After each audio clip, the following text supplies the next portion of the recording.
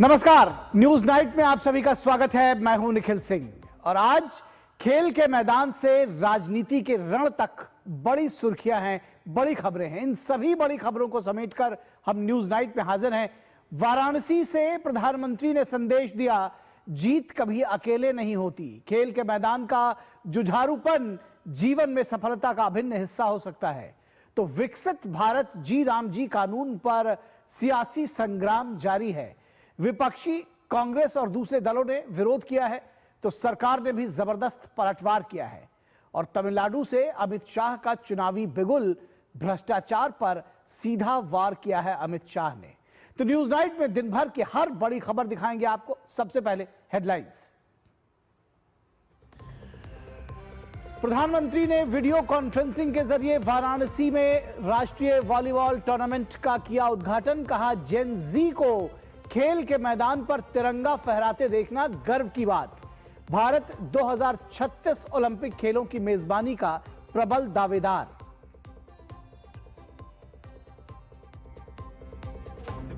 कांग्रेस के प्रस्तावित मनरेगा बचाओ अभियान पर केंद्रीय ग्रामीण विकास मंत्री शिवराज सिंह का निशाना। कहा, कांग्रेस को ग्राम काम राम से परेशानी, कानून के खिलाफ भ्रम न फैलाने की दी नसीहत।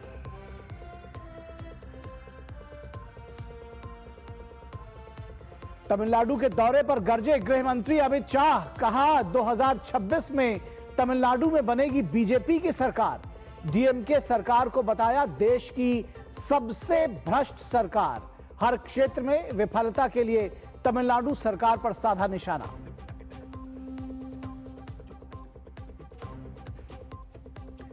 बांग्लादेश में अल्पसंख्यकों पर हिंसा के खिलाफ भारत में विरोध प्रदर्शन।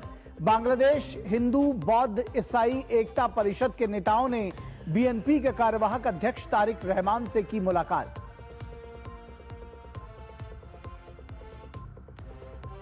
और वेनेजुएला में अंतरिम राष्ट्रपति का ऐलान। वेनेजुएला के लोगों की सुरक्षा और भलाई को लेकर भारत ने दोहराई अपनी प्रतिबद्धता। बातचीत के जरिए मामले को सुलझाने की अपील।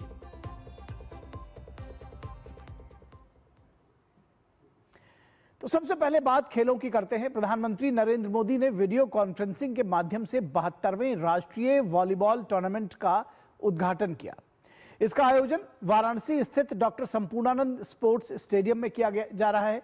4 से 11 जनवरी तक आयोजित हो रहे इस टूर्नामेंट में पूरे भारत से विभिन्न राज्यों और संस्थाओं का प्रतिनिधित्व करने वाली 58 टीम के 1000 से अधिक खिलाड़ी हिस्सा ले रहे हैं। टूर्नामेंट में भारतीय वॉलीबॉल में प्रतिस्पर्धा, खेल भावना और प्रतिभा के उच्च मानकों का प्रदर्शन होने की आशा है।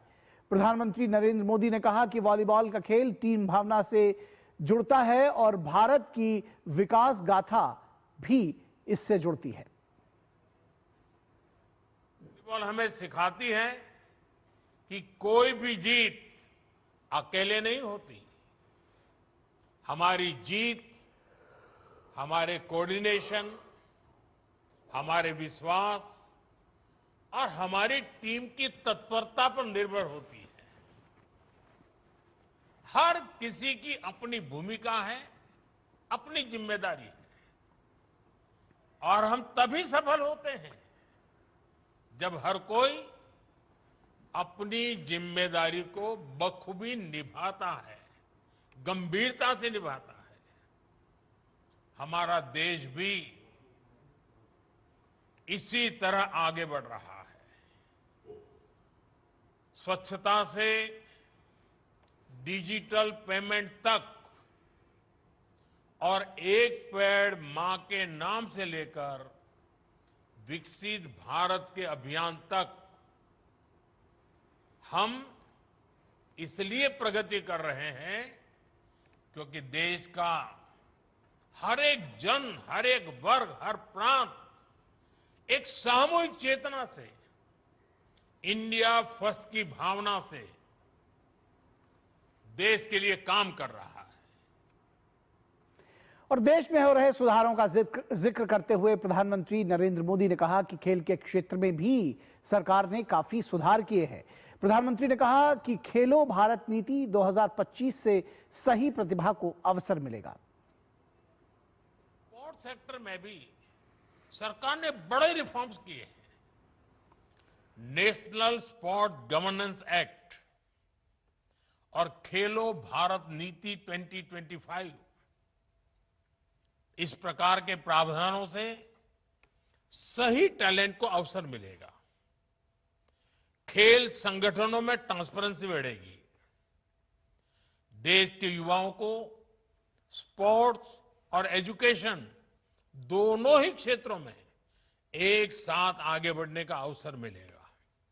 साथियों, आज टॉप्स जैसे इनिशिएटिव से भारत में स्पोर्ट्स इकोसिस्टम ट्रांसफॉर्म हो रहा है।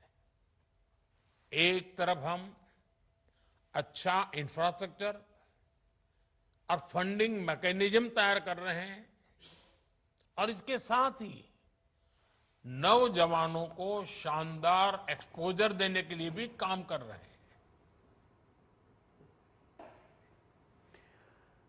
और वाराणसी में 72वीं राष्ट्रीय वॉलीबॉल प्रतियोगिता का आयोजन शहर में खेल अवसंरचना को सुदृढ़ करने और एथलेटिक्स के विकास को बढ़ावा देने के एक प्रमुख स्तंभ के तौर पर दर्शाता है।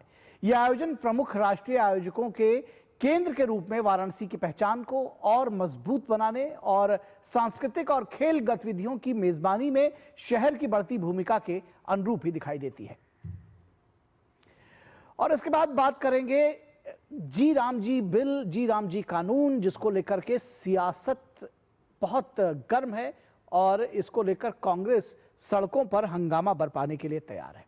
गांव, गरीब और श्रम भारत की आत्मा के ये तीन स्तंभ, जब इन्हें पारदर्शिता और अधिकार का सहारा मिलता है तो विकास केवल नारा नहीं, हकीकत बनता है।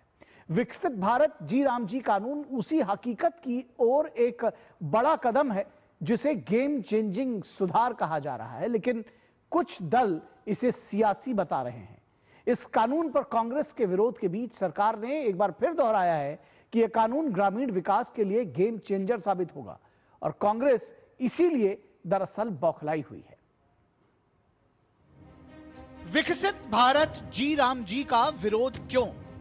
भाजपा का आरोप, कांग्रेस को ग्राम, काम और राम से परेशानी। क्या विपक्ष के पास नहीं बचा विरोध का कोई मुद्दा? क्या कांग्रेस का संग्राम भ्रष्टाचार को बचाने का काम?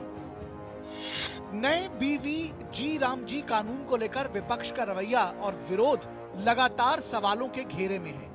वहीं सोमवार से कांग्रेस की प्रस्तावित मनरेगा बचाओ संग्राम को लेकर भाजपा हमलावर है। केंद्रीय मंत्री शिवराज सिंह चौहान ने कांग्रेस के इस संग्राम को केवल भ्रष्टाचार को बचाने की साजिश करार दिया है। शिवराज सिंह ने कांग्रेस पर हमला बोलते हुए साफ कहा कि मनरेगा भ्रष्टाचार का पर्याय बन चुका था, जिसे खत्म कर लाया गया नया कानून जनहित को सर्वोपरि रखते हुए डिजिटल गवर्नेंस के जरिए बेहतर पारदर्शिता के साथ लोगों का हक उन तक पहुंचाने का काम करेगा। शिवराज सिंह चौहान ने नई योजना पर चर्चा के दौरान नेता प्रतिपक्ष की गैर मौजूदगी पर सवाल तो उठाए ही, साथ ही कांग्रेस से कानून को लेकर झूठ और भ्रम न फैलाने की अपील भी की। मनरेगा बचाओ संग्राम, ये मनरेगा बचाओ संग्राम नहीं है, ये भ्रष्टाचार बचाओ संग्राम है। कांग्रेस को ग्राम से परेशानी, कांग्रेस को काम से परेशानी, कांग्रेस को राम से परेशानी। इतनी विशाल धनराशि माननीय प्रधानमंत्री नरेंद्र मोदी जी के कार्यकाल में 8,48,000 करोड़ रुपए से ज्यादा राशि दी गई। लगभग 2 लाख करोड़ यूपीए की सरकार के समय राशि है। कैसे परमानेंट असेट क्रिएट हुए? क्या ये पैसा गांव के विकास में लगा? अब कांग्रेस तो झूठ की दुकान है, भ्रम की फैक्ट्री है, अफवाहों का बाजार है। अब ये बात की जा रही कि मजदूरों को काम नहीं मिलेगा। मजदूरों के हितों को बहुत बेहतर ढंग से विकसित भारत जी राम जी योजना में संरक्षित किया गया है। 100 दिन के बजाय 125 दिन रोजगार की गारंटी, बेरोजगारी भत्ते के प्रावधान को मजबूत कर दिया। मांगने पर काम नहीं तो बेरोजगारी भत्ता पुख्ता। और पहले 4-4 महीने मजदूरी भी नहीं मिलती थी तो अलग से कोई राशि नहीं दी जाती थी। अब विलंबित मजदूरी के भुगतान पर दंड का प्रावधान, अतिरिक्त पैसा देना पड़ेगा। सरकार का संदेश साफ है। नए कानून के जरिए पिछली व्यवस्था के कारण फैले भ्रष्टाचार को रोकने की न केवल कोशिश की जाएगी, बल्कि पारदर्शिता के साथ ग्रामीण अर्थव्यवस्था को भी सुदृढ़ करने का काम किया जाएगा, जो मजदूरों को उनका असली हक उन तक पहुंचाने का काम करेगा। विकसित भारत जी राम जी से विकसित भारत की राह। नई योजना में भ्रष्टाचार को रोकने की कोशिश। ग्रामीण अर्थव्यवस्था होगी सशक्त। नए कानून में मजदूरों का हित सुरक्षित। डिजिटल गवर्नेंस से बढ़ेगी पारदर्शिता। मनरेगा में नहीं तैयार हो रही थी गांव में स्थायी संपत्ति। नई योजना विकसित ग्राम पंचायत का प्लान।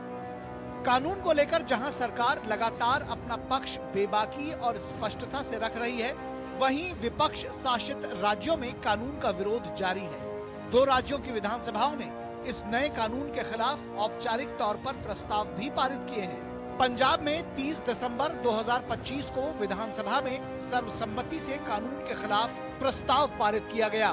तेलंगाना विधानसभा में 2 जनवरी 2026 को कानून के विरोध में प्रस्ताव पारित किया गया।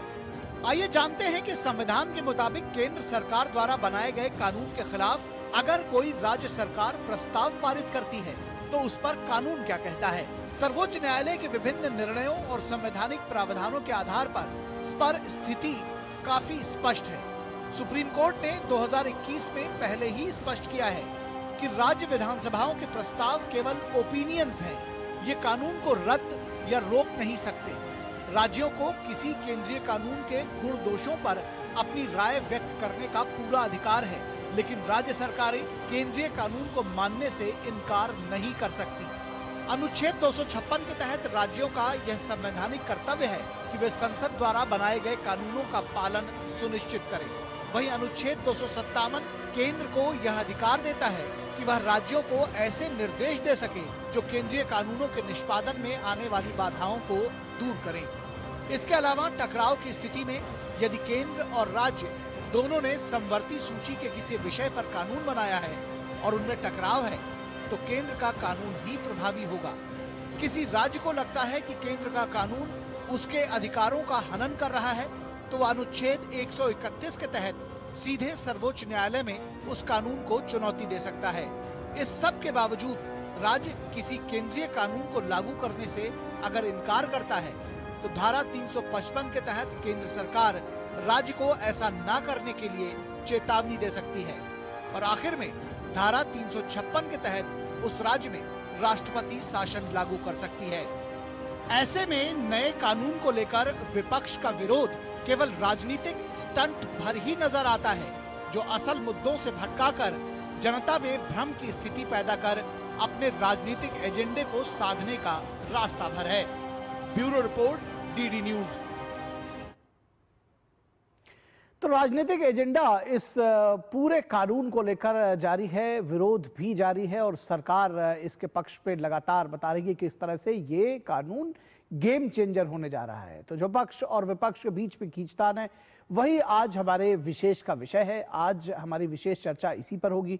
हमारे विशेष का विषय आज है जी राम जी नाम पर विरोध या काम से डर। जी राम जी नाम पर विरोध या काम से डर।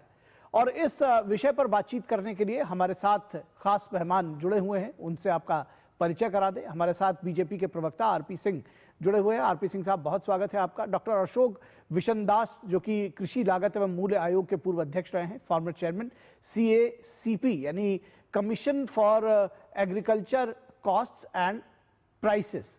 सर, बहुत स्वागत है आपका विशनदास जी। और हमारे साथ ऋषि मिश्रा, जो कि राजनीतिक विश्लेषक हैं, वो हमारे साथ जुड़े हुए हैं। और ऋषि मिश्रा जी कांग्रेस की नीतियों के समर्थक समझे जाते हैं, माने जाते हैं, तो कांग्रेस का पक्ष यहाँ पर रखेंगे। ऋषि मिश्रा जी, आपका भी बहुत स्वागत है। और ऋषि जी, अगर आपके साथ ही इस चर्चा की शुरुआत करना चाहें, बहुत सारी दरअसल इसके जिसको कहा जा रहा है कि गेम चेंजर बताया जा रहा है, 100 दिन के बजाय 125 दिन का रोजगार की गारंटी है और बहुत सारी चीजें हैं जो आपने पैकेज में भी सुनी और लगातार आप देख रहे होंगे। तो नाराजगी कांग्रेस की किस बात से है? क्या महात्मा गांधी का नाम चेंज होने से, या इसको और सुधारात्मक बनाया गया है इस कानून को इससे? नहीं, देखिए, कोई भी कानून में यदि रिफॉर्म्स आते हैं तो हर पार्टी इसका स्वागत करता है। लेकिन सवाल ये उठता है कि ये रिफॉर्म लाने से पहले क्या सभी पार्टियों को कॉन्फिडेंस में लिया गया? क्या जिस प्रकार से मनरेगा को जिस प्रोसेस से लागू किया गया, क्या उसी तरह जी राम जी को लाया गया? तो पार्लियामेंट में टेबल करने से पहले क्या इस पर चर्चा हुई, कितने दिनों तक चर्चा हुई, ये बहुत बड़ी बात है। दूसरी बात, महात्मा गांधी इस देश के आत्मा है। मनरेगा यदि उनके नाम पे था तो मुझे नहीं लगता है इस पे बीजेपी को भी आपत्ति होनी चाहिए। आज भी देश के कोई भी प्रधानमंत्री चाहे किसी भी पार्टी से संबंध रखते हो, विदेश जाते हैं तो अपने आप को महात्मा गांधी से को रिलेट करते हैं। तो ये हिंदुस्तान और महात्मा गांधी एक दूसरे के पूरक हैं, आप उनको वहां से हटा नहीं सकते हैं। तो सिर्फ इसलिए क्योंकि उस स्कीम का नाम महात्मा गांधी के नाम पे था, उसको हटाना, इस प्रकार का एक नैरेटिव क्रिएट करना वो सही नहीं है। दूसरी बात, जो राज्य सरकार और केंद्र सरकार का जो अनुपात था मनरेगा में, उसको बढ़ा दिया गया। राज्य पे जो वित्तीय बोझ है वो बढ़ा दिया गया है। कहीं कहीं जो मतलब पूर्वोत्तर राज्यों को छोड़ दें जहां 90% केंद्र सरकार वहन करेगी, और पूर्वोत्तर राज्यों को छोड़ दें तो अन्य राज्यों में 40% जो है राज्य सरकार को देना होगा, जो पहले न के बराबर था। तो ये तमाम चीजें हैं जिसपे हम लोगों का आपत्ति है। और एक ठीक है, आपने 100 दिन बढ़ा के 125 दिन कर दिए हैं, इसका हम स्वागत करते हैं, लेकिन अन्य चीजों में भी आपको राय विचार करनी चाहिए थी। क्यों नहीं? यानी आपका मेन आपका जिसको कहते हैं कि जो नाराजगी वो ये है कि टेबल करने से पहले आप लोगों से पूछा क्यों नहीं गया, और दूसरी चीज ये भी कि इसमें महात्मा गांधी का नाम हटाया क्यों गया। 3 साल पहले जब शुरुआत हुई थी इसकी तो नरेगा के नाम से चला था, आप सभी को याद होगा, और 3 साल तक चलने के बाद महात्मा गांधी का नाम आया था। तो अब ये तो सवाल पूछा जाएगा कि महात्मा गांधी का नाम हटने से दिक्कत है या राम का नाम उसमें एब्रिविएशन में जिस तरह से आता है उससे दिक्कत है? इसको राम से या अल्लाह से या ये सब चीज फालतू चीजें हैं।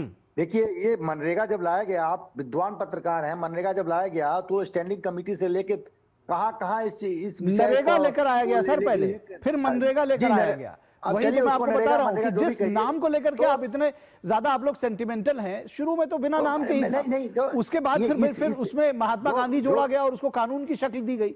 तो मैं ये कहना चाह रहा हूं कि अगर अब उसका नाम चेंज करके फिर एक दूसरे तरह से इसको आमूल चूल उसमें परिवर्तन करने की बात कही गई है, तो नाम चेंज हो जा रहा है, उसमें राम का नाम आ जा रहा है, तो दिक्कत क्या है? सरकार देखिए एक बात सुन लीजिए, सरकार कोई भी रिफॉर्म्स लाती है, पॉजिटिव रिफॉर्म्स लाती है, तो हर पार्टी को इसका स्वागत करना चाहिए, समर्थन करना चाहिए। लेकिन रिफॉर्म लाने से पहले आप केंद्र सरकार, आप तमाम 14 से अब तक जो भी रिफॉर्म्स आपने किया है, इतनी हड़बड़ी में क्यों है? इसका मतलब आपका आक्रोश इस बात का है कि आप लोगों से पूछा नहीं गया, ये आक्रोश की वजह है।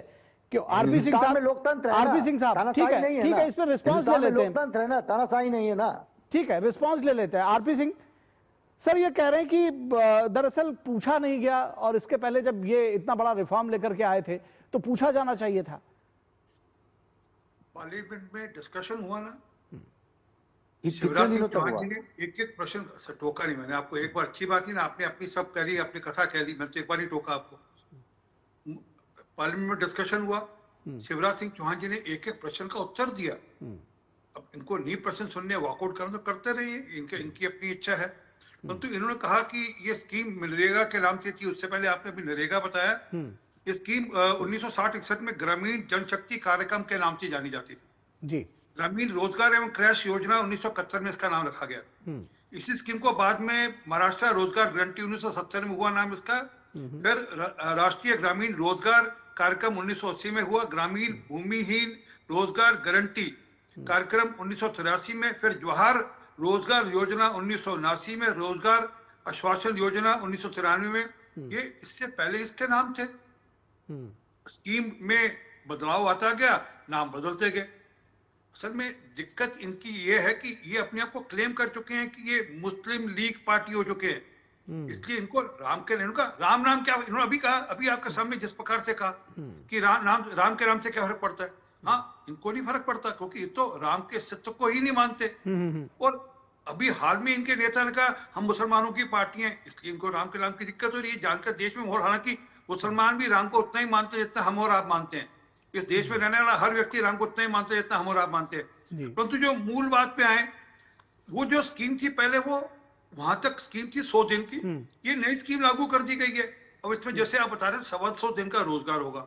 इन्होंने कहा कि इसमें चिदम्बरम साहब ने इसको लेकर कहा था कि इसमें जो रेशियो है वो तत्कालीन वित्त मंत्री चिदम्बरम साहब ने योजना में एक हिस्से को लेकर के कितना हिस्सा सेंटर का होगा और स्टेट का होगा, इस पे भी इन्होंने पार्लियामेंट में बात कर रखी थी। चिदंबरम साहब ने पहले, जब इनकी सरकार थी, तब इन्होंने प्रश्न उठाए थे कि इसमें जरा बंटवारा ठीक होना चाहिए।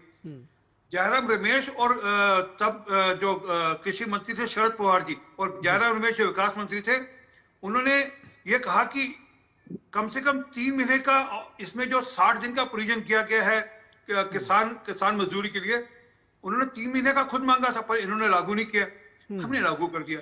मूलतः जो बात है ये असल में क्या कि भ्रष्टाचार का अड्डा बनाकर रखना चाहते थे मनरेगा को, और लगातार राज्यों से, सरकारों से, राज्य सरकारों की शिकायतें आ रही थी कि मनरेगा के नाम पे लूट होती है, मनरेगा के नाम पे जिन लोगों को पैसा मिलना चाहिए उनको रोजगार और पैसा नहीं मिलता। एक बात। दूसरी बात, ये सबके सब इस बात का विरोध करें कि 125 दिन कर दिया गया और 60 दिन उसमें और अकोमोडेट कर दिए गए, कुल मिलाकर 185 दिन। इस बात की दिक्कत हो रही है इनको ना, तो स्पष्ट है कि ये देश के मजदूर के भी विरोधी है। और सरकार ने तो बजट बढ़ाया है, 17,000 करोड़ रुपए बजट, पहले कुल 36,000 था, फिर 83,000 करोड़ कर दिया, और 17,000 करोड़ और बढ़ाकर 1,02,000 करोड़ रुपए बजट कर दिया। तो सरकार तो चाहती है काम हो, और दूसरी दिक्कत इनको है कि ये सारा का सारा काम जियो टैग, मतलब एआई के थ्रू जियो टैग से होगा। और अब ये जो काम होगा मिट्टी खड्डे खोदने का नहीं होगा, अब ये कंस्ट्रक्शन का प्रॉपर पानी के संरचना के लिए उन ठीक जो उपयोग होना काम को ढंग से उपयोग होगा। इनको सारी बात की दिक्कत है कि गरीबी हटे क्यों। एक सेकंड बोलूंगा सिर्फ। जब इनकी सरकार थी तो गरीबी रेखा के ग्रामीण गरीबी रेखा 25.4 थी, आज 4.87 है। तो इनको इसी बात से दिक्कत है। हमारा लक्ष्य है कि हम ये जो 4.87 है इसको भी हटाकर पूर्णतः गरीबी रेखा से ग्रामीण लोगों को भी बाहर करें। इनको इस बात से दिक्कत है। ठीक है। हमारे साथ commission for agriculture cost and prices के फॉर्मर चेयरमैन डॉक्टर अशोक विंसदास भी जुड़े हुए हैं। डॉक्टर अशोक, किस तरह से जो सरकार का दावा है कि ये गेम चेंजर साबित होगी ये योजना, कैसे फोर्सी कर रहे हैं आप इसको, क्या अंतर है, और कैसे इसको समझाएंगे हमारे दर्शकों को कि किस तरह से ये गेम चेंजर होने जा रही है अगर सरकार सच कह रही है तो?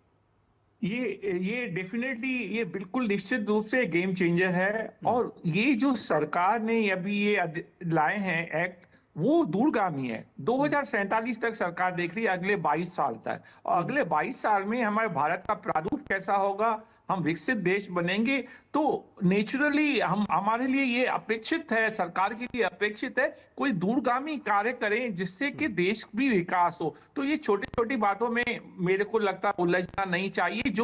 जो देश के लिए अच्छा है, हमारे गरीब भाइयों के लिए अच्छा है, हमारे ग्रामीण वासी जो लोग हैं दरअसल पूछे गए हैं डॉक्टर अशोक, मसलन राज्यों की हिस्सेदारी को लेकर के, क्या इससे सचमुच कुछ फर्क पड़ने वाला है? एक सीबीआई की, एसबीआई की, माफ कीजिएगा, स्टेट बैंक ऑफ इंडिया की एक रिपोर्ट आई थी जिसमें ये कहा गया कि राज्यों को दरअसल इससे फायदा होने वाला है। तो आखिर प्रॉब्लम बिल्कुल नहीं है, क्योंकि राज्यों को 40% है, लेकिन जब केंद्र और राज्य है, मतलब पूरी सरकार का अगर हम ढांचा देखें तो हमारा जो संविधान कहता है दोनों की भागीदारी होनी चाहिए। इसमें सबसे ज्यादा भागीदारी है वो ग्राम सभाओं की है। उनकी सहमति होगी कि कौन सा लेना है, क्या करना है, कैसा जॉब देना है। तो 25% जो डेज है, पहले 100 थे, अब 125 दिन कर दिए। तो इससे तो हमारे ग्रामीण वासी हैं, जो गरीब भाई हैं, उनको तो फायदा होना है, क्योंकि 25% और रोजगार मिलेगा उनको इन नंबर ऑफ डेज के टर्म्स में। और ये दूर का अच्छा, इसमें जो एसेट्स क्रिएट होंगे वो बहुत ही ड्यूरेबल एसेट्स क्रिएट करने का, ऐसे नहीं गड्ढे खोद रहे हैं और कुछ कर रहे हैं। इसमें जल के लिए, सड़क के लिए और भी इस तरह के काम है। सबसे जो मुझे इसमें अच्छी बात लगती है एक तो 25% नंबर ऑफ डेज बढ़ा दिए, और दूसरे ग्राम सभाओं की इसमें भागीदारी बहुत अधिक होगी। हर काम के लिए उनका अप्रूवल जरूरी है। तो हम जो कह रहे हैं कि जो 3rd ईयर हमारा जो परिकल्पना की गई थी हमारे संविधान कर्ताओं ने, कि हमें इसमें जो निचले स्तर पर सबसे जो लास्ट लेवल है, लेयर है हमारे एडमिनिस्ट्रेशन की, उनकी भी भागीदारी होगी। तो उससे तो बहुत अच्छा, और तभी विकसित होगा। और विकसित के लिए आपको सबको साथ लेके चलना है। अगर राज्य सरकारें इसमें पूरी तरह भागीदारी कैसे होगी, उनकी जिम्मेदारी कैसे होगी, जब तक उनका भी कुछ अंश हो, तो 40% सरकार ने किया है। तो ऐसा नहीं है कि भारत सरकार जी या बिल्कुल, एक राज्य जिम्मेदारी का सरकारें नहीं एहसास कर होगा, पाती हैं। 40% राज्यों का लगा होगा, तो उनका भी धन लगा होगा, तो उसकी मॉनिटरिंग हो सकेगी। ये बिल्कुल समझने की बात है। और उसको इसमें बेहतर ढंग से corruption भी लागू कम करने के होगा। लिए राज्यों की भी अपनी प्रतिबद्धता होगी, उनका अपना धन लगा होगा। बहरहाल ऋषि मिश्रा जी, ये कहा जा रहा है कि भाई गरीबी को भी ये कम करने वाली है। जिस तरह से गरीबी पर लगातार बीजेपी का और एनडीए सरकार का ये दावा है, अब वो कह रहे हैं कि भाई ये 4.6 के लेवल पर गरीबी लेकर के आए हैं। ये ग्रामीण स्तर पर जो गरीब परिवार हैं उनके लिए ये गेम चेंजर साबित होने जा रहा है। और यही शायद सबसे बड़ी बौखलाहट है कांग्रेस की। उनको लग रहा है कि शायद आने वाले साल 2 साल में स्थितियां जब बदलने लगेंगी तो हमारे हाथ में जिस तरह सारी सत्ता फिसलती जा रही है, ये एक और बड़ा कारक हो जाएगा। देखिए, जो सर अभी बोल रहे थे कि राज्यों की हिस्सेदारी रहेगी तो और मतलब इसे बेहतर ढंग से इम्प्लीमेंट किया जाएगा। तो उन राज्यों का क्या होगा जहां जो राज्य पहले से आर्थिक बोझ की मार झेल रही है। बहुत से ऐसे राज्य हैं जिनकी आर्थिक स्थिति बहुत कमजोर है। अब वहां उन राज्यों को 40% अपनी हिस्सेदारी यहाँ देनी होगी। अच्छा, एक बार बताइए तो ऋषि जी, उन क्या जो बाकी राज्यों का केंद्र की दर्द योजनाएं मर्म भी तो चलती हैं, समझिए। क्या राज्यों की हिस्सेदारी उसमें होती है या नहीं होती है? अधिकांश जो योजनाएं हैं उसमें राज्यों की हिस्सेदारी होती है, और यही तरीका है। और उसी तरह से सारी योजनाएं चल रही है। फिर आपको उस राज्य का जो आर्थिक स्ट्रक्चर है उसको भी तो देखना होगा। तो इसीलिए 10 से 40 दिया गया है सर। नहीं, इसीलिए तो 10 से 40 दिया गया है। आप उसको 40 पकड़ कर बैठे हैं। ये भी ये देखिए, मैं कोई बीजेपी का प्रवक्ता नहीं हूं, लेकिन जहां पर भ्रम जैसी स्थिति आएगी वहां मुझे लगता है ये क्लियर करना चाहिए। केवल 40% नहीं है, 10 से 40% है। ये बात आप नहीं बता रहे। आप केवल 40 आपने जो अपर लिमिट है वो आपने पकड़ ली। तो कुछ राज्यों में जहां पर अगर आपके मुताबिक, जैसा आप कह रहे हैं, जो मुझे समझ में आ रहा है, और हमारे साथ में एक्सपर्ट हैं वो इसको बेहतर बताएंगे कि जब 10 से 40 है तो ये मंशा जो आपकी, मतलब ये जो एक तरह से जो स्थिति जिसके बारे में आप परिकल्पना कर रहे हैं वो भी एक तरह से फेल साबित होती है। ये कौन डिसाइड करेगा कि 10 से 40 का स्लैब में कौन राज्य आएगा? कौन डिसाइड करेगा? केंद्र डिसाइड करेगी। आप तो वित्तीय बोझ बढ़ा दिए राज्यों पर। नहीं, आपको ये क्यों लग रहा है? नहीं, आपको ये क्यों लग रहा है? आपने केंद्र सरकार से ये जानने की कोशिश की कि किस पे पड़ेगा? आपने मान लिया और जनता के बीच में आ गए। नहीं, आप देखिए, केंद्र सरकार राज्य सरकारों के पावर को कट कर दिए हैं और उनपे वित्तीय बोझ बढ़ा दिए हैं। कैसे कट किया? चलिए एक्सप्लेन करिए। मैं एक्सप्लेन कर रहा हूं। पहले 40% नहीं देने होते थे, न के बराबर देने होते थे। राज्यों की जो आर्थिक उसमें जो भागीदारी थी न के बराबर थी। अब जो है बीजेपी अपने भाई साहब, आर्थिक उसकी भागीदारी ना के बराबर थी तो लूट जमकर थी। ये भी तो आप समझिए।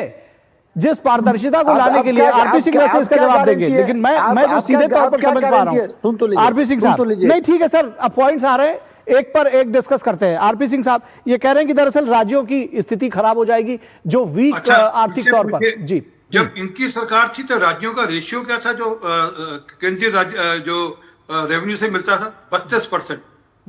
मोदी जी ने आते सर 42% किया, तब तो इन्होंने नहीं कहा नहीं बहुत अच्छा किया मोदी जी ने, 32 से 42 कर दिया, तब तो बिल्कुल नहीं अलग किया।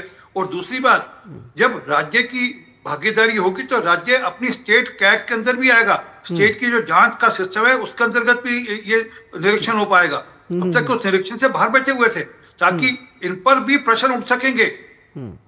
जो मूल कारण है, जो भ्रष्टाचार जो मूल कारण है, वह नहीं बता रहे किस प्रकार से नकली जॉब कार्ड बनते हैं, नकली खातों में पैसे जाते हैं और फिर पैसा किसी को मिलता है, आधा अधूरा मिलता है। एक अगली बात, अभी तक कुल मिलाकर एवरेज 50 दिन की रोजगार से ज्यादा नहीं है।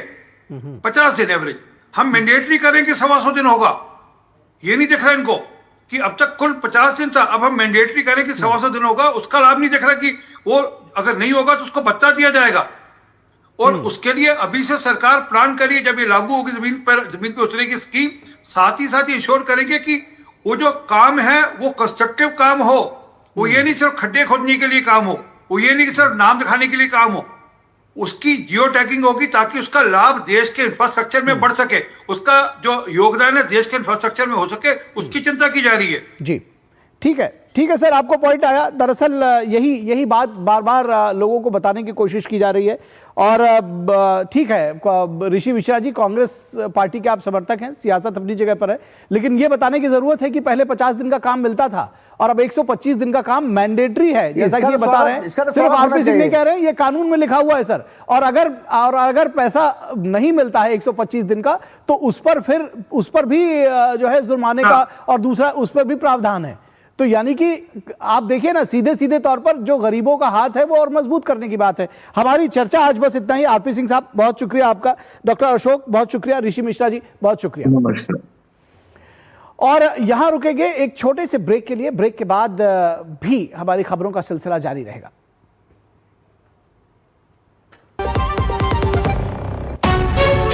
विभाग अनेक, कंप्लेंट बॉक्स 1। किसी भी सरकारी दफ्तर, विभाग या बैंक से जुड़ी शिकायत के लिए pgportal.gov.in पर जाएं, रजिस्टर करें, संबंधित विभाग चुनें, शिकायत दर्ज करें और ट्रैकिंग आईडी नोट करें।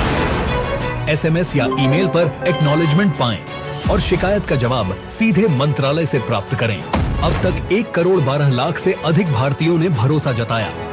सीपी ग्राम्स, आपकी हर शिकायत का हल। अभी शिकायत दर्ज करें pgportal.gov.in। वाह, गाय तुम्हारी माता है ना?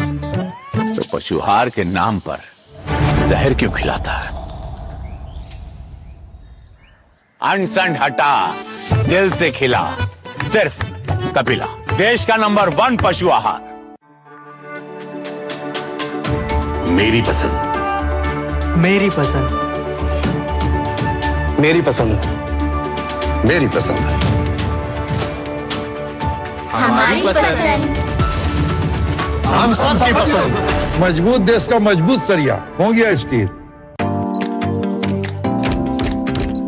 ओह लवली, वेल डन। अब होगा बड़ा स्टूडियो, नया कैमरा, नई लाइट्स, लगे हाथ नई कार भी ले लो उसी लोन से। नो, लोन लिए गए काम में ही लगाओ, समय से ईएमआई चुकाओ, क्रेडिट स्कोर बढ़ाओ और अगला लोन आसानी से पाओ। कार नहीं तो मेरी फोटो तो ले लो। आप कौन? आरबीआई कहता है, वित्तीय समझदारी समृद्ध नारी। गोल्डी छोले मसाले, जहाँ जाएं रिश्ते बनाएं। गोल्डी लाए हैं फ्रेश लॉक टेक्नोलॉजी, जो रखे मसालों को हर समय फ्रेश। स्वागत है आपका ब्रेक के बाद।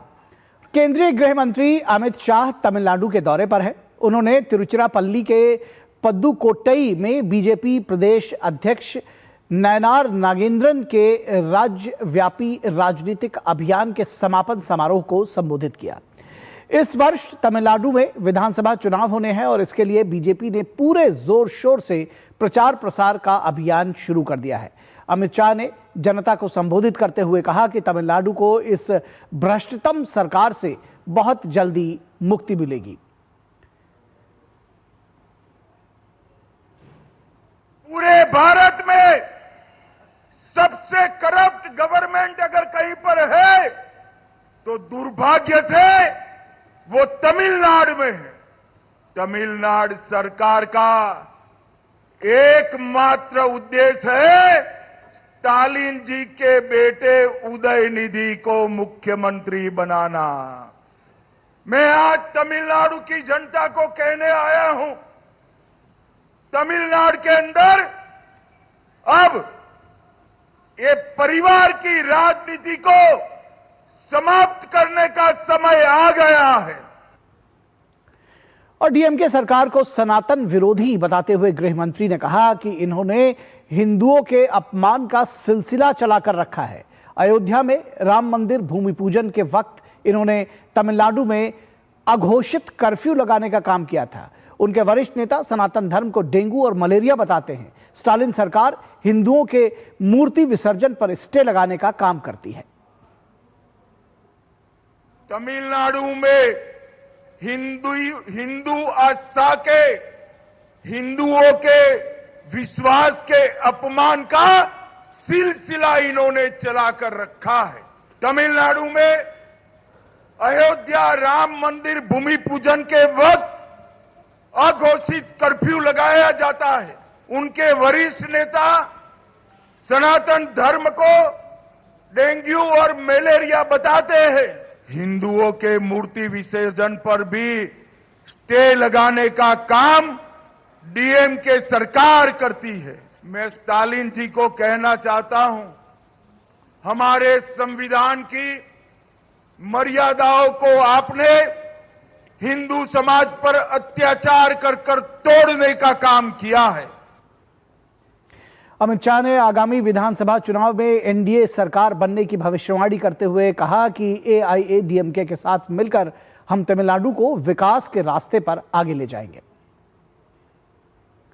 ये समारोह में आए हुए सभी कार्यकर्ताओं को मैं विश्वास दिलाना चाहता हूं कि अप्रैल 2026 में तमिलनाडु में एनडीए की सरकार बनने जा रही है। भारतीय जनता पार्टी एआईडीएमके के साथ, हमारे और साथी दलों के साथ एक मजबूत गठबंधन कर कांग्रेस और डीएमके को अंतिम लड़ाई देने का काम करने वाली है। और यहां रुकेंगे एक छोटे से ब्रेक के लिए, कहीं मत जाइएगा, जल्द हाजिर होंगे।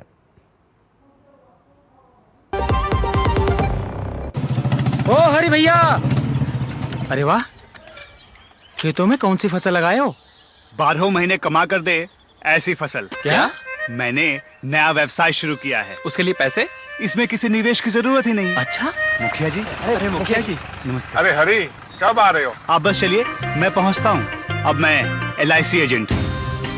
LIC एजेंट बनो, अब बड़ा सोचो। हमारी वेबसाइट पर जाएं या अपनी नजदीकी LIC शाखा से संपर्क करें। विभाग अनेक, कंप्लेंट बॉक्स 1। किसी भी सरकारी दफ्तर, विभाग या बैंक से जुड़ी शिकायत के लिए pgportal.gov.in पर जाएं, रजिस्टर करें, संबंधित विभाग चुनें, शिकायत दर्ज करें और ट्रैकिंग आईडी नोट करें। SMS या ईमेल पर एक्नॉलेजमेंट पाएं और शिकायत का जवाब सीधे मंत्रालय से प्राप्त करें। अब तक 1 करोड़ 12 लाख से अधिक भारतीयों ने भरोसा जताया। CP ग्राम्स, आपकी हर शिकायत का हल। अभी शिकायत दर्ज करें pgportal.gov.in। जब धरती चीर कर निकलता है लोहे का पत्थर और मिलता है मोंगिया के जोश से, फिर तपता है, पिघलता है और बनता है फौलाद। अब होता है सरिया सारी खूबियों के साथ। मोंगिया स्टील, मजबूत देश का मजबूत सरिया। गोल्डी छोले मसाले, जहाँ जाएं रिश्ते बनाएं। गोल्डी लाए हैं फ्रेश लॉक टेक्नोलॉजी, जो रखे मसालों को हर समय फ्रेश। ब्रेक के बाद एक बार फिर आप सभी का स्वागत है। पड़ोसी देश बांग्लादेश में एक बार फिर ऐसी खबरें जो सिर्फ सीमा क्षेत्र से ही नहीं जुड़ी हैं, सीमा से नहीं जुड़ी हैं, बल्कि जमीर को भी झकझोर देती हैं। कट्टरता के साए में अल्पसंख्यक जो हिंदू हैं वहां पर, उन पर बढ़ती हुई हिंसा, कानून के कमजोर होते हाथ और इंसानियत पर लगातार सवाल। ऐसे हालात में भारत समेत पूरी दुनिया की चिंता बढ़ी हुई है। इस बीच बांग्लादेश में अल्पसंख्यकों पर हिंसा के खिलाफ भारत में विरोध प्रदर्शन जारी है। देखिए ये रिपोर्ट। बांग्लादेश में यूनुस सरकार के शासन में अल्पसंख्यक हिंदुओं के खिलाफ हिंसा के मामले थमने का नाम नहीं ले रहे हैं। आए दिन कोई न कोई अल्पसंख्यक हिंदू युवक कट्टरपंथी उपद्रवियों की हिंसा का शिकार हो रहा है। कानून का भय खत्म हो चुका है। बांग्लादेश में जिस तरह से हालात हैं, उसे लेकर भारत में भी लोगों का आक्रोश देखने को मिल रहा है। पश्चिम बंगाल के सिलीगुड़ी में बांगिया हिंदू महामंच ने बांग्लादेश में हिंदुओं की हत्याओं के खिलाफ विरोध मार्च निकाला, तो वहीं शनिवार को दिल्ली के कनॉट प्लेस हनुमान मंदिर में बांग्लादेश में मारे गए युवक की आत्मा की शांति के लिए हवन किया गया। इस घटना पर वीएचपी के राष्ट्रीय प्रवक्ता विनोद बंसल ने सोशल मीडिया प्लेटफॉर्म एक्स पर लिखा, बांग्लादेश में एक और हिंदू हुआ जिहादी झुंड की जहालत का शिकार। 3 दिन पूर्व बांग्लादेश के शरीयतपुर जिले में हिंदू व्यापारी खोकन चंद्र दास की हत्या कर दी गई। 31 दिसंबर को दुकान से लौटते समय उन पर धारदार हथियारों से हमला कर पेट्रोल डालकर आग लगा दी गई थी। पश्चिम बंगाल के राज्यपाल सीवी आनंद बोस ने बांग्लादेश के हालात पर चिंता जताते हुए कहा कि विदेश मंत्रालय की इस मामले पर पूरी नजर है। This is a sensitive issue which is to be tackled by the Ministry of External Affairs and they are doing it very well. Recently India's competent External Affairs Minister, he was there in Bangladesh. Since it is a matter relating to another country, as governor of a state, I don't want to comment further on that. इस बीच बांग्लादेश हिंदू बौद्ध Christian unity council के नेताओं ने ढाका के गुलशन में स्थित BNP के कार्यालय में पार्टी के कार्यवाहक अध्यक्ष तारिक रहमान से मुलाकात की। इन नेताओं ने पूर्व प्रधानमंत्री और बीएनपी की अध्यक्ष बेगम खालिदा जिया के निधन पर शोक व्यक्त किया। मुलाकात के दौरान अल्पसंख्यक नेताओं ने खालिदा जिया के निधन को बांग्लादेश के लिए एक बड़ी क्षति बताया। इस बीच नेताओं ने देश भर में अल्पसंख्यक समुदायों के खिलाफ हो रही हिंसा पर चिंता जताई और तारिक रहमान को इन घटनाओं के बारे में जानकारी दी। साथ ही उन्होंने 8 सूत्रीय मांग पत्र सौंपा, जिनमें बीएनपी से इन मांगों को चुनावी घोषणा पत्र में शामिल करने की अपील की गई। मुलाकात के दौरान तारिक रहमान ने कहा कि कानून व्यवस्था की बहाली जरूरी है ताकि जनता की सुरक्षा सुनिश्चित हो सके और लोकतांत्रिक संस्थाओं का पुनर्निर्माण किया जा सके। उन्होंने कहा कि एक कार्यशील लोकतंत्र सभी नागरिकों के अधिकारों की रक्षा के लिए जरूरी है, चाहे वो किसी भी धर्म या समुदाय से हो। बैठक में अन्य बीएनपी नेताओं सहित अल्पसंख्यक संगठनों के प्रतिनिधि भी उपस्थित रहे। Bureau report, DD news.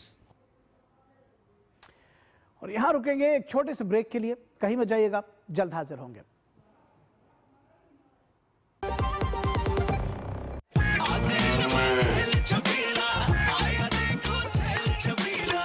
एक कपिला, अरे भाई सब एक ही जैसा होता है। ये लो साधारण पशु आहार।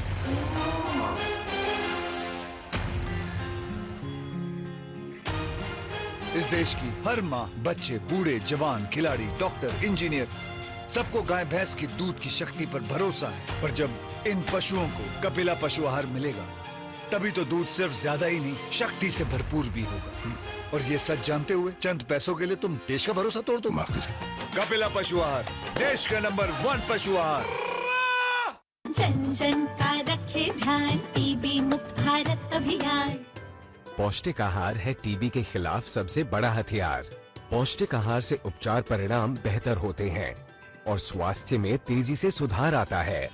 इसीलिए तो निक्षय पोषण योजना के अंतर्गत इलाज के दौरान हर रोगी को मिलते हैं 1000 रुपए प्रति माह पोषण सहायता के रूप में और सभी टीबी रोगियों के लिए न्यूट्रिशन सप्लीमेंट देने का प्रावधान है। साथ ही टीबी रोगियों के इलाज के दौरान हजारों निक्षय मित्र उन्हें पोषण किट प्रदान करते हैं। आप भी निक्षय मित्र बनकर टीबी रोगियों की सहायता कर सकते हैं। अधिक जानकारी के लिए निक्षय.in पर जाएं। आइए हम सब साथ मिलकर देश को टीबी मुक्त बनाएं। निक्षय मित्रों से मिली शक्ति टीबी के मरीजों को नई ऊर्जा दे रही है। स्वास्थ्य एवं परिवार कल्याण मंत्रालय द्वारा जनहित में जारी।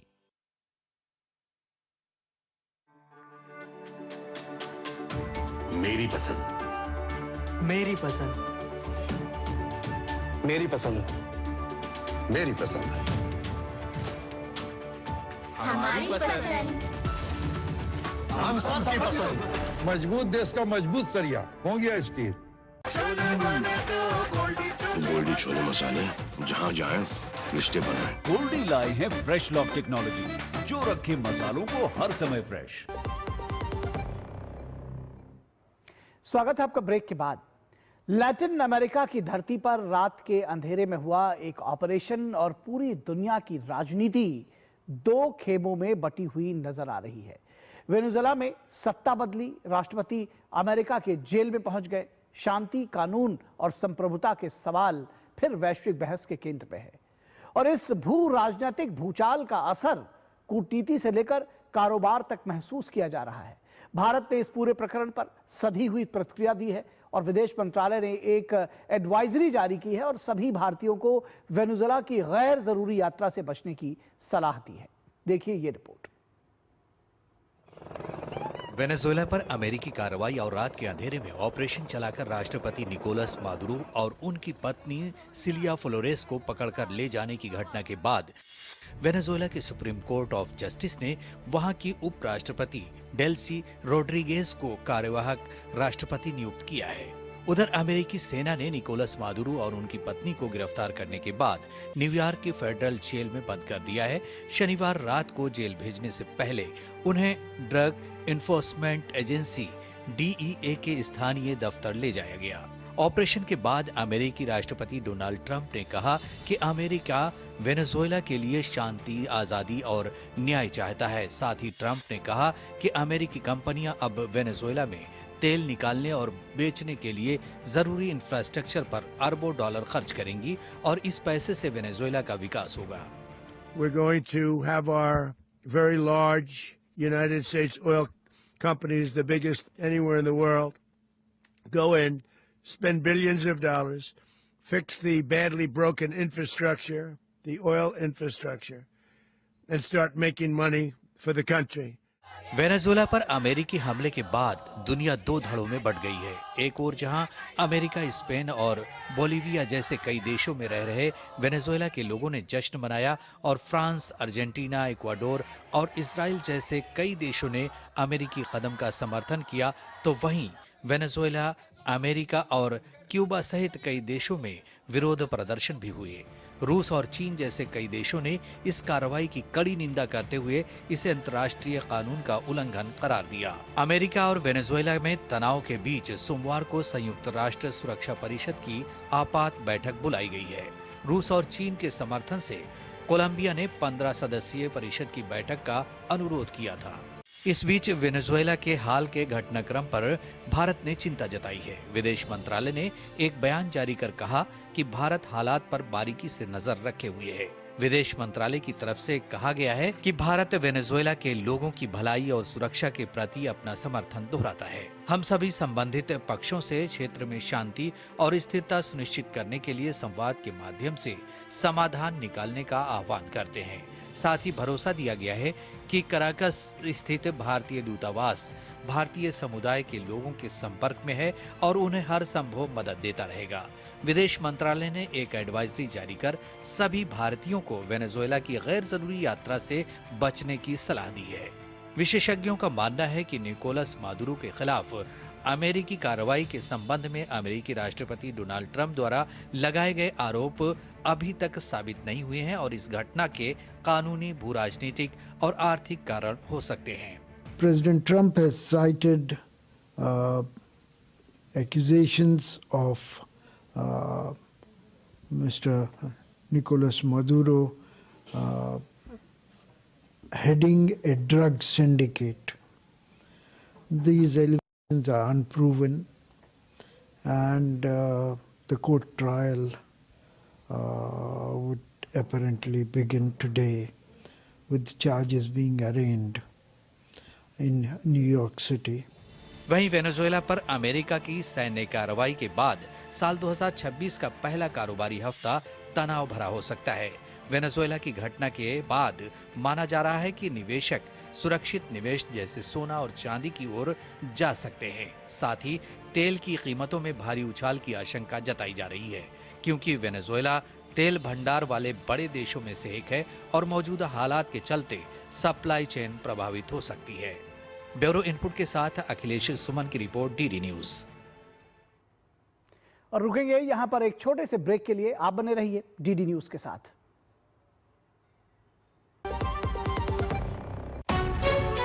विभाग अनेक, कंप्लेंट बॉक्स एक। किसी भी सरकारी दफ्तर, विभाग या बैंक से जुड़ी शिकायत के लिए pgportal.gov.in पर जाएं, रजिस्टर करें, संबंधित विभाग चुनें, शिकायत दर्ज करें और ट्रैकिंग आईडी नोट करें। एसएमएस या ईमेल पर एक्नॉलेजमेंट पाएं और शिकायत का जवाब सीधे मंत्रालय से प्राप्त करें। अब तक 1 करोड़ 12 लाख से अधिक भारतीयों ने भरोसा जताया। सीपी ग्राम्स, आपकी हर शिकायत का हल। अभी शिकायत दर्ज करें pgportal.gov.in। पता है, I was a bright student. कुछ करना चाहती थी, कुछ बनना चाहती। आप अपना खुद का स्टार्ट कीजिए ना। खुद का बिजनेस? पर उसमें पैसे तो बहुत लगेंगे ना। Zero investment. Zero investment? हाँ, I'm doing it. मैं एक principal madam. She is my client. मैं LIC एजेंट हूँ। LIC एजेंट बनो, अब बड़ा सोचो। हमारी वेबसाइट पर जाएं या अपनी नजदीकी LIC शाखा से संपर्क करें। प्राचीन तमिल साहित्य में जीवंत त्रिपुरारी की नगरी काशी में संस्कृति का अद्भुत समागम। एक आत्मा, एक विचार, एक संस्कार, केवल प्रकटीकरण दो। पहला ज्ञान की राजधानी, दूसरा संस्कृति और कला का गढ़, और दोनों के मिलन का नाम है काशी तमिल संगमम। यशस्वी प्रधानमंत्री श्री नरेंद्र मोदी जी के मार्गदर्शन में काशी के नमो घाट से प्रारंभ हुए काशी तमिल संगमम के वर्ष 2025 के संस्करण का शुभारंभ माननीय मुख्यमंत्री योगी आदित्यनाथ जी ने किया। सांस्कृतिक समागम की सतत प्रक्रिया तमिल करकलाम के जरिए हो रही है और प्रगाढ़। काशी तमिल संगमम भारत की सांस्कृतिक, शैक्षिक, आर्थिक और आध्यात्मिक साझेदारी को सशक्त करते हुए एक भारत श्रेष्ठ भारत के संकल्प को साकार कर रहा है।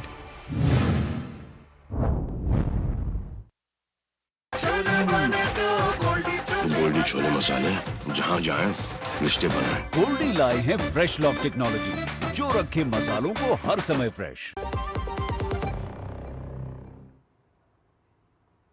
स्वागत है आपका ब्रेक के बाद, और अब हम अंतिम पड़ाव पर पहुंच चुके हैं न्यूज़ नाइट के। तो आपको एक अच्छी खबर के साथ छोड़े जाएंगे। कड़ाके की ठंड है। आपने अक्सर देखा होगा कि अस्पतालों के बाहर OPD में भारी भीड़ होती है मरीजों की और उनके परिजनों की। तो कड़ाके की ठंड में जब सबसे बड़ी चुनौती होती है इंतजार और उम्मीद, तब दिल्ली के एम्स अस्पताल ने मानवीय संवेदना की एक मिसाल पेश की है। मरीजों और उनके परिजनों को ठंड से राहत देने के लिए एम्स और CRPF की एक साझा पहल आश्रय सामने आई है, जो सिर्फ एक सुविधा नहीं बल्कि सम्मान और सुरक्षा का भरोसा भी देती है। आप देखिए ये रिपोर्ट और हमें दीजिए इजाजत। नमस्कार। इस कड़ाके की सर्दी में एम्स दिल्ली ने मरीजों और उनके तीमारदारों को सर्दी से बचाने के लिए एक नई और सराहनीय पहल की है। दरअसल केंद्रीय रिजर्व पुलिस बल यानी कि CRPF के सहयोग से एम्स में आश्रय सुविधा को शुरू किया गया है। इसका मकसद रात के समय OPD के लिए अस्पताल के बाहर इंतजार कर रहे मरीजों और उनके तीमारदारों को सुरक्षित और आरामदायक व्यवस्था उपलब्ध कराना है। इसके अलावा एम्स के 4 विश्राम सदन हैं, जिनकी क्षमता करीब 1500 लोगों की है। इन सब की ऑनलाइन बुकिंग की जा सकती है। ये जो सुविधा है, ऑनलाइन अपॉइंटमेंट सिस्टम भी ऑनलाइन डैशबोर्ड में भी दिख जाएगा आपको, और विश्राम सदन का भी आपका पब्लिक डोमेन में है, डैशबोर्ड में अवेलेबिलिटी है, वो लोग वहाँ से बुकिंग ले सकते हैं। और विश्राम सदन में almost two the tune of 1500 beds का सुविधा बनाया गया है अस्पताल के लिए। मेन कैंपस में, ट्रॉमा सेंटर में, NCHR में कुल मिला के हमारे पास आज के दिन में 1500 बेड्स का कैपेसिटी है पेशेंट्स का अटेंडर के रहने के लिए। AIIMS director doctor M Srinivas ने कहा कि रात में एम्स के बाहर इंतजार कर रहे मरीजों को इलेक्ट्रिक शटल बसों और ई-रिक्शा के जरिए आश्रय सदन तक पहुंचाया जाता है। मरीजों को रिपोर्टिंग के क्रम में टोकन नंबर दिया जाता है, ताकि अगले दिन OPD पंजीकरण उसी क्रम में हो सके और किसी को असुविधा ना हो। हमारे बैटरी व्हीकल्स हैं, जो बैटरी ऑपरेटेड व्हीकल्स है, रात में मिडल ऑफ द नाइट भी चलते हैं। वो जो भी रास्ते पे सो जाते हैं उन सबको लेके आके आश्रय में उनको वहाँ पर लेके जाते हैं। आश्रय ये वो एरिया है जहाँ पर जो भी पेशेंट्स OPD टोकन के लिए आते हैं उनको रहने की जगह है, बिस्तर है, ब्लैंकेट है, वॉशरूम्स दिया जाता है, खाना भी फ्री में दिया जाता है। CRPF हमारा मदद कर रहा है। ये अवेलेबल है ट्रॉमा सेंटर के कैंपस में, हमने रखा है। एम्स के आश्रय सदन में मरीजों और उनके तीमारदारों के लिए मुफ्त भोजन, कंबल और स्वच्छ शौचालय की सुविधा उपलब्ध है। इससे उन्हें सम्मान और आराम दोनों मिल रहा है। मरीजों को इलेक्ट्रिक वाहनों से उनके संबंधित OPD तक पहुंचाया जाता है, जिससे पंजीकरण प्रक्रिया सुचारू और व्यवस्थित रहती है। इस आश्रय सुविधा में लगभग 250 लोगों के ठहरने की व्यवस्था है। एम्स के विश्राम सदनों में कुल 1500 लोगों की ठहरने की व्यवस्था है। एम्स के इस विश्राम सदन और आश्रय सुविधा का फिलहाल पूरा उपयोग हो रहा है। इस पहल से मरीजों की परेशानी काफी हद तक कम हुई है और अस्पताल में उनका अनुभव बेहतर हुआ है। यहाँ मेरे बेटे का इलाज हो रहा है, उससे ब्रेन ट्यूमर है, जो कि ऑपरेशन हो गया। ऑपरेशन 7-8 घंटे का ऑपरेशन था, वो सक्सेस हो गया है। फिर यहाँ पर हम यहाँ पर आए, यहाँ पर भी हमें बहुत अच्छा लगा। रूम की फैसिलिटी वगैरह भी काफ़ी अच्छी है, और फिर यहाँ पे हमने खाना भी खाकर देखा तो यहाँ का खाना भी काफ़ी अच्छा है। बहुत आराम मिला हमको यहाँ पे आकर, यहाँ पे अच्छा लगा हमें। हम अपनी बेटी का वो ट्यूमर का इलाज करा रहे हैं और सुविधा बढ़िया है। 2 महीने हो गए हमें यहाँ आए। पहले राजकुमारी में चलता था, अब कैंसर वाले में चल रहा है। खाने की भी सुविधा है, रहने की भी बढ़िया सुविधा है। हाँ, साफ सफाई भी है, नहाने धोने की भी सुविधा है। तबीयत खराब हो गई, इमरजेंसी में ले गए और वहाँ दिखा के रात के 12 बजे आए, आराम से उधर से निकलने दिया, कोई दिक्कत नहीं। एम्स प्रशासन का कहना है कि जरूरत पड़ने पर भविष्य में इस सुविधा का विस्तार भी किया जा सकता है। एम्स का यह कदम बताता है कि संवेदनशील सोच, बेहतर प्रबंधन और पर्यावरण अनुकूल व्यवस्था के जरिए मरीजों को बड़ी राहत दी जा सकती है। यह पहल देश भर के अस्पतालों के लिए एक मिसाल भी बन सकती है। इस सर्दी के सीज़न में जो मरीज और उनके जो परिजन हैं सड़कों पर सोने को मजबूर होते हैं, इसी को ध्यान में रखते हुए एम्स ने ये खास तैयारियां की हैं। विश्राम सदन, इसके अलावा जो आश्रय है उसको बनाया गया है और सैकड़ों की संख्या में, जिस तरह से डायरेक्टर ने भी बताया कि करीब 1500 लोगों के वहाँ पर रहने की व्यवस्था की गई है। देवांशु मल्होत्रा, दूरदर्शन समाचार, दिल्ली।